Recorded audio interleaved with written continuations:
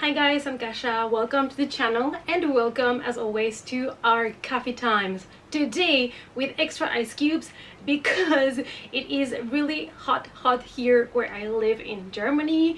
So we just gotta deal with the heat. Luckily I'm from Spain, so I kind of, have learned through the years to deal with the heat. But today I am here to talk to you about all of the books that I read in the month of July. It's coffee time! So this month I did manage to read a total of 9 books, and unfortunately I decided to DNF one of them. It was a NetGalley one, so I feel kind of bad, but I started reading it and I was just so bored. I had like no interest at all, and it hurts my feelings because it was a book that had to do with like fantasy and mermaids, and I was kind of excited. I think either it's not just the right time for me to read this book, or I need to give it like a second try to see if, if I get further into the book, maybe I get hooked. But this month I just didn't want to invest so much time on things that I'm not enjoying, and so I decided to let it go. And the one that I DNF'd was a Feather Tie. So because I do have the Kindle, the ebook on my Kindle, I might revisit it at some other point and see if maybe it's more kind of like a wintry vibe thing. I don't know, maybe it was just not the right time. It was not like the book was awful or anything like that, but I just couldn't get into it. So now let's go to the books that I actually finished and I gave a proper rating. So in this channel we like to rate books with coffee mugs, but they equal to stars. I just thought that it would be more fitting for this channel to do it with coffee mugs.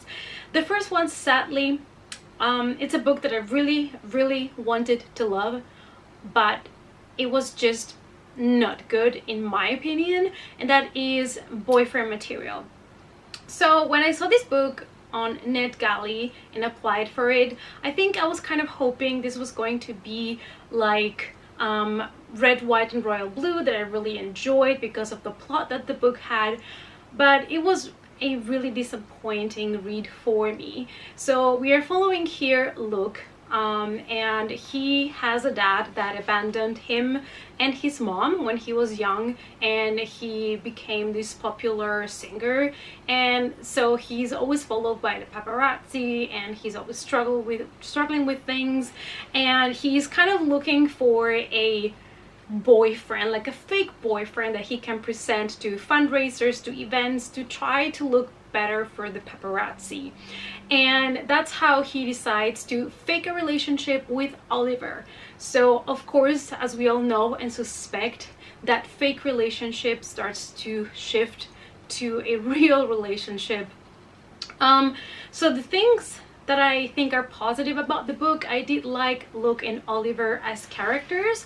I really did enjoy to learn about them, to know their background and the reasons why they behave or they do things a certain way. I think that was a really interesting part of the book. However, the book was really repetitive, boring, dragging, and all of the kind of love scenes that the author tried to give us, like sex scenes and everything, there was like zero steam. Zero. Like, I didn't feel any sexual tension, I didn't feel anything. It was cold.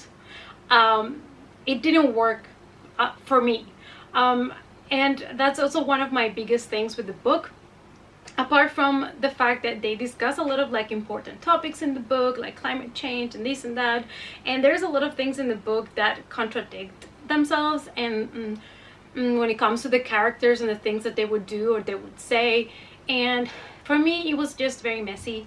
So I ended up giving it only 1 coffee mug because the only thing that I actually enjoyed was Luke and Oliver as characters. Next we have A Stranger's Guide by Charlotte Platt, and this was sadly another disappointment. I only gave this one 2 coffee mugs. I was really excited about this book because the plot sounded really nice. It is this guy whose sister goes missing, so he decides to go to where she went to college to try to figure out what happened to her, and he does find kind of like a diary where he uses this to investigate and see what happened to her. He also meets some of her friends, and he discovers that his whole family is touched by magic and all of that, but we never really get any explanation about the background of that magic or who can do what, or I don't know, the whole plot. Like 30% into the book, I was still extremely confused about everything. There was nothing intriguing me. I did not care for this girl that was missing.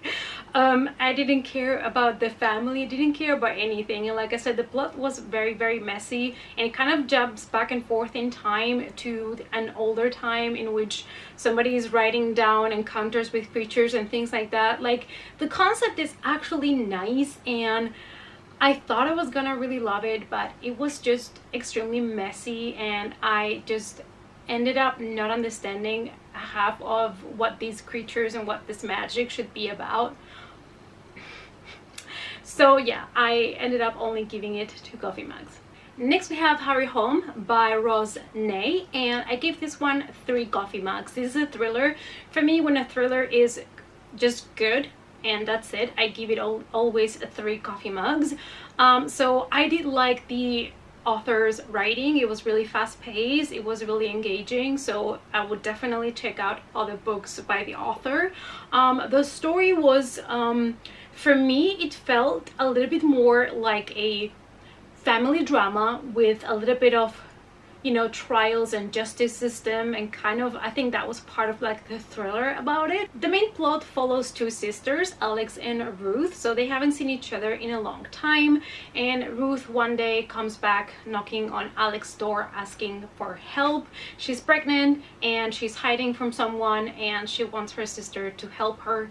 So they kind of have a rough time reconnecting, and you start to learn more about their past.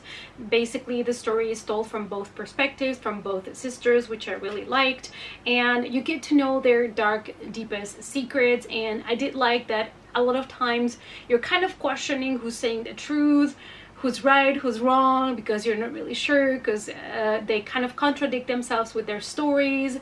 I would say I did see the plot twist coming, but that did not kind of, you know, made me hate the end or anything like that. I think it was a nice, solid ending for a thriller, but of course you can totally see it coming. But the good news is the rest of the books that I read were 4 coffee mugs or more, so we're getting to the nice part of the month of July. So the first one that I gave 4 coffee mugs to was The Lucky Ones by Liz Lawson. This is a 2020 release, and it is a YA contemporary that has to deal with school shootings, so trigger warning for that, for violence, self-harm, you know, school shootings and armed violence. So we are following here the story of 2 different characters. This one is also told by both perspectives. We have May and we have Zach. So May has lost her twin brother in the shooting at school, and she was the only survivor in that room where the shooting took place, so she is experiencing survival guilt. Plus, she's dealing with the fact that she has lost her twin brother, and the last thing that, you know, the last conversation she had with him wasn't that great, so she's kind of having a lot of trouble with moving on and with dealing with all her grief. And on the other side we have Zach. He is the son of the lawyer that is representing the shooter, so a lot of people are giving him a lot of crap, and he is being kind of, you know, bullied a little bit because his mom is representing in court the shooter, the guy that killed all of those teenagers. And so he's also having to deal with a lot of stuff, people vandalizing his house, things like that. And so, as you can imagine, our main characters meet one day, and I do like that this book, it's a really great and kind of honest exploration of grief and gives us different perspectives of how different people deal with such an event, such a traumatic thing, in different ways. And it's not always happy, and our characters are definitely flawed, and they do things or say things that we might not understand, but it is something that feels really realistic, and I really did enjoy the book. Next we have The Loop by Ben Oliver. I also gave this one 4 coffee mugs, and this is a YA science fiction book, and I really enjoyed it. This is the first book on a trilogy. The next books are still to come. This was released also in 2020, and I really like the concept of this book is pretty dark, so I do like my science fiction books to be either horror combined with science fiction, or at least that the topic is a little bit dark. That's what I really enjoy the most. And for being a YA, actually the concept of the book is fairly dark and disturbing. So we're living in a near future in which most of the world now is run with a lot of help of computers and machines, and we've kind of upgraded, okay? But what we've also done is all the underage criminals, instead of going to jails or things like that, they end up in something called the loop. So I really did enjoy that at the beginning of the book we got a lot of information about how the loop works and how this new futuristic society works and how we got here. And so the loop is basically where these underage criminals are being sent to after basically not even having a proper trial or anything, and they get an execution date for their death, but they are able to push that execution date 1 year at a time if they decide to do what is called a delay. So every year they can apply for something called the delay, and this will delay their execution day in 1 year. The delay, though, it means that they are basically signing a contract that says they are willing to take part in an experiment, but they don't know what type of experiment it is. They don't know if they're going to end up after that blind or even dead. So it's kind of taking a gamble. So basically our futuristic society is using underage criminals to experiment on them and do tests on everything that they want to test and try. Sounds pretty dark and disturbing as well. So the twist in the story here comes that we are following a couple of inmates that are inside of the loop, and one day they wake up and they realize that something is wrong, something is not right, and they realize that there is some kind of war, something going on the outside world, and they have been left in the loop by themselves alone, and so they kind of form a group to try to investigate and see what's happening outside.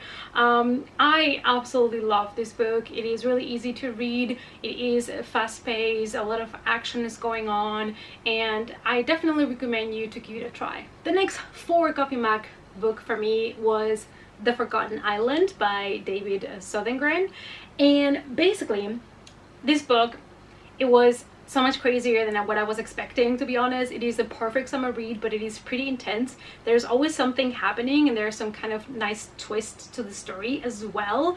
And trigger warnings though for a rape attempt, suicidal attempt, and a lot of violence and stuff.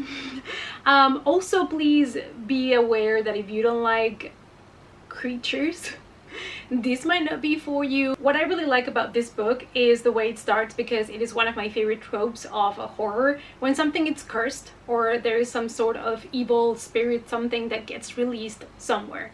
It is very typical, but I like it. So we are in an island in Thailand, and we get to see how some workers are kind of building this new resort that is supposed to be so great, and while they're digging on the ground they open kind of like a cave where something evil comes out, is set loose, and so that island remains kind of cursed. So years later, 2 sisters go to Thailand to kind of reconnect and have some nice summer after experiencing a lot of bad stuff going on in their lives. So they decide, hey, let's go to Thailand, you know, let's have like a nice summer vacation together. And so they go to an island that is next to the cursed one, and one day after a party, while they're just having fun.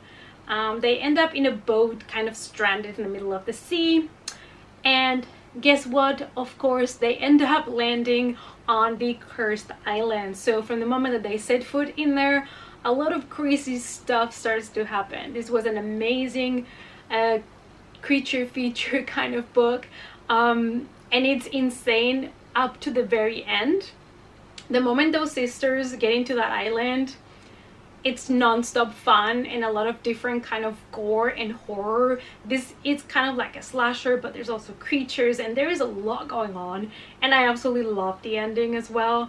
So if you're looking for a perfect summer horror read, I would strongly recommend you to pick this one up. Next we have Island by Richard Lehman, that also got 4 coffee mugs for me. But here, please, trigger warning for violence, rape, incest, gore, anything you can imagine. Okay, good. So basically we follow here a group of friends that are on a private yacht, and they are just having a nice day at the sea, and their yacht or boat stops working, so they are forced to go to this island, and they're kind of hoping that help is gonna come for them. But soon they realize that not only is nobody gonna come for them, but there's also something lurking in that jungle, in that island. This book was it was intense in the sense that the group of characters that we follow, to be honest, I did not like not even one. Actually, I really despised our main character in this book because he was such a and he was so disgusting. But it's kind of part of what Richard Lehman does with his characters. We always have characters that we are kind of disgusted by, but we're still intrigued about the plot. We still want to know what's happening. It is very violent, very graphic, gory, intense, and I don't want to say more about it because honestly there's a lot of things that I could spoil if I got deeper into the plot of this book. But the ending was also bonkers. Like, it's a book, another book that gets crazier and crazier by the minute. And also there's a couple of twists that you might or might not see coming. But also it's another great summer read. I think if you're looking for something a bit lighter, you should go with The Forgotten Island. If you're looking for more heavily messed up, disturbing and you don't mind rape and incest, then maybe you want to check this one out. I'm just saying it because, you know, I know some people might be more sensitive to certain topics, and honestly it's not like I agree with these kind of topics or things or anything like that, but I just don't mind reading about them. I just consider them part of the story and they don't personally affect me. But with these kind of things, I always want to remind you guys of some of the topics that are in this book that might be problematic for others. So yeah, just take that into consideration if you're going to go into it. Now let's move to the 5 coffee mug rating. So the first one is one that I'm gonna make it quick, and that is Come Tumbling Down by Shannon McGuire. I think this is book 5 on the Wayward Children series. She just keeps writing them, so I keep buying them because I really enjoy their stories. This one, it kind of follows my favorite characters because these follow characters that we got to know in book 2. And it's just fantastic. I just really love it. It's always very magical. It's always I don't know, it's like a treat for me, these books. I really do enjoy them. I really like her writing when it comes to this kind of fantasy. So yeah, it was another 5 coffee mug rating for me. Okay, now let's move to one of my kind of surprising 5 coffee mug ratings for this year. I thought I was gonna like this book, but I loved it way more than I expected, which is always a pleasant surprise, of course, and that is So Kill Girls by Claire Legrand. So this book is a YA fantasy that combines also horror, and it was just fantastic. There's a lot of lore in the book. There's also a splash of feminism. We have diversity. It's like there's everything in this book. So we follow the story of Marion, and after she loses her father, she, her sister, and her mother decide to move to the Soulkill island, and when they get there they start to realize that this island kind of has a history where a lot of girls have gone missing through the years and their bodies were never found. So we do follow here in the book 3 different girls that live in the island, and we get to know them a little bit better, to know their background, and we get slowly to get to know the myths, the lore that it is kind of surrounding this island, and the disappearances of the girls, what happened to them. And I really love that this book got more and more intense as it progressed, and it became way darker and more violent than I expected. I absolutely loved the way that it was written. It was beautiful. I do know it's not a book for everybody, but I really enjoyed it. So if you're looking for a nice YA fantasy horror, I would definitely recommend you to give this one at least a try.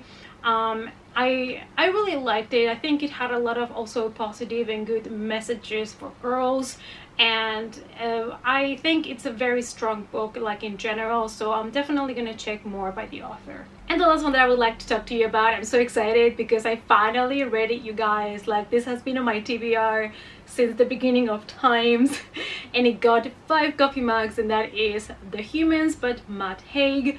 I know not everybody loves his writing. I didn't know myself if I was going to love it or not. Personally, I love this book. I don't know about his other ones, but this one was amazing for me. So the book is following a professor at university that has made a groundbreaking discovery when it comes to mathematics, and because they don't want this professor to publish his work and for the humans to have this knowledge, the aliens send one of them to destroy any evidence of these paper, to destroy any email, anything related to it, to make sure nobody knows about it. And the aliens start to reflect on humans, humankind, how we behave, our patterns, our behavior, things, you know, why do we do this, why do we do that, why do we say these things, what's the point in having so many cars, like why haven't humans evolved enough by now? Like, it is kind of like a reflection on what it is being human, what it means, and what it entails. And I absolutely loved it. I thought it was funny. I thought it was a book that makes you think about yourself, about the world, about why we do certain things, and things that other people from other places or other planets might consider weird. So if you're looking for a low-key sci-fi comedy, because it's not really strong when it comes to the sci-fi, even though it has elements to it, but it also has, apart from a lot of positive messages, it also kind of explores a little bit more how humans are able to feel pain and grief and what it all means as well. So I just really enjoyed the whole book. I think it was really a smart concept, and something kind of fresh and new, and I really loved it. Alright, you guys, so this is everything that I read in the month of July.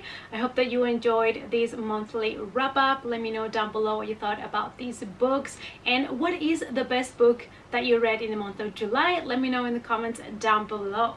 Thanks so much for watching, you guys. If you want to follow me on the social media, as always, the links are down below. Please give the video a big thumbs up for support, and I'll see you all in the next coffee time. Bye!